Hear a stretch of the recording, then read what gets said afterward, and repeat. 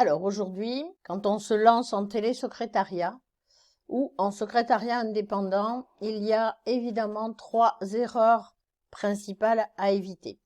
Je vais vous parler de ces 3 erreurs parce que moi-même au départ, je les ai commises. Donc si je peux vous éviter une partie des erreurs, donc on va en nommer 3 pour le moment. Dans ma formation, il y en a beaucoup plus.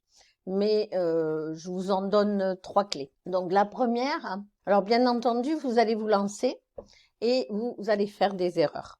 On en fait tous. Donc vous ne faillirez pas à la règle, vous allez vous tromper. Sur laquelle des erreurs, j'en n'en sais rien, mais comme vous l'entendrez probablement, les erreurs forgent l'expérience, mais je dirais que certaines erreurs peuvent coûter cher. Alors, pour débuter sereinement votre activité, nous allons voir tout de suite les 3 erreurs, les 3 principales erreurs à éviter absolument en tant que télésecrétaire. En premier lieu, c'est ne pas choisir les bons canaux de communication. Donc, vous êtes en passe de créer l'activité, mais vous voulez faire un logo, une charte graphique, l'impression de support publicitaire, le site web, l'animation de ce dernier. Stop. On arrête. Effectivement, il faut que vous soyez visible, mais pas à ce prix-là. Vous allez voir votre budget fondre comme neige au soleil.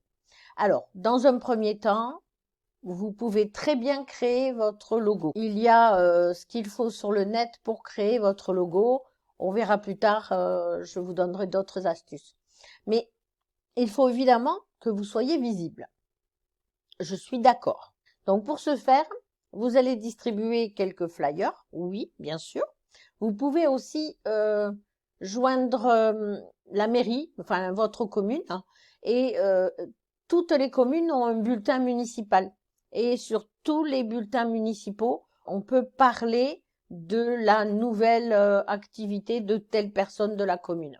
Moi, c'est ce qui m'est arrivé chaque fois que j'ai déménagé et changé de commune. J'ai pris un rendez-vous à la mairie et chaque fois, on m'a proposé de parler de mon activité, un tout petit interview, et on parle de votre activité dans le bulletin de la commune. Ça, c'est une première chose. Après, il y a peut-être des radios locales communales, il n'y en a pas partout par contre.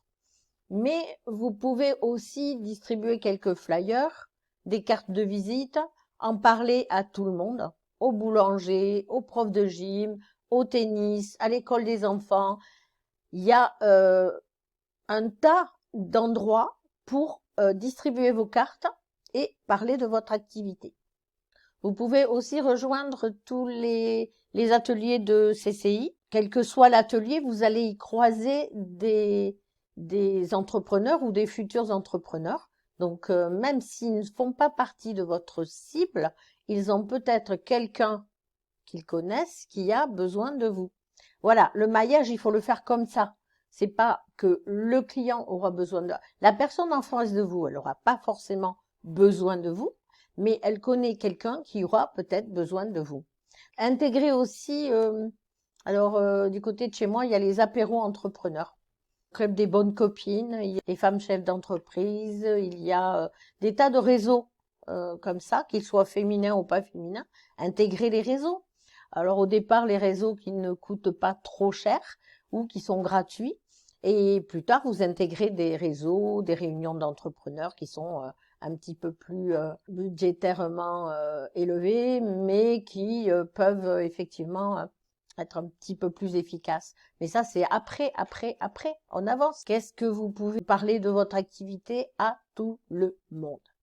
Pensez à ouvrir aussi... alors, le réseau social des entreprises, c'est plutôt LinkedIn. Ou vous pouvez aussi poster sur Instagram et Facebook. Voilà.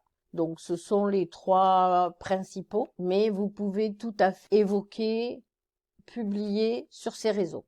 Donc, vous souhaitez changer de vie, devenir télésecrétaire indépendante, eh bien, je vous invite à rejoindre mon programme, créer votre activité de télésecrétaire et vous aurez toutes les cartes en main. Et en plus, vous aurez votre chemin déblayé de toutes les embûches. Et je vous dis à bientôt pour une prochaine vidéo. Peut-être les tarifs, on verra. À plus tard.